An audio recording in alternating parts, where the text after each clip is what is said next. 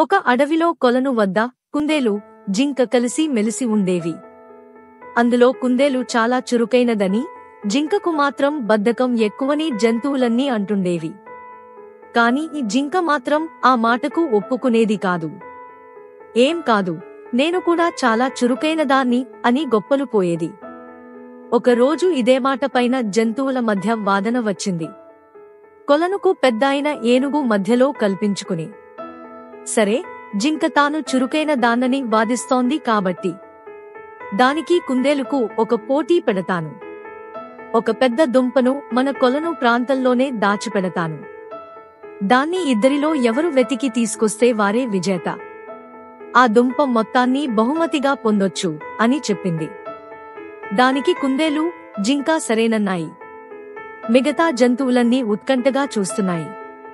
పోటీ మొదలు కాగానే కాసేపు గబగబా వెతికిన జింకకు అంతలోనే విసుగొచ్చింది.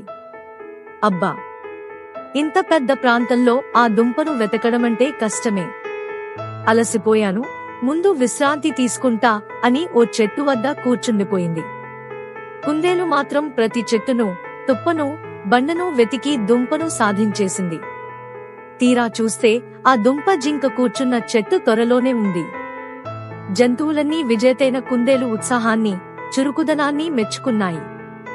అయ్యో, పక్కనే ఉన్న బద్ధకంతో చూడక ఓడిపోయానే అని బాధపడి జింక అప్పటినుంచి తన పద్ధతి మార్చుకుంది.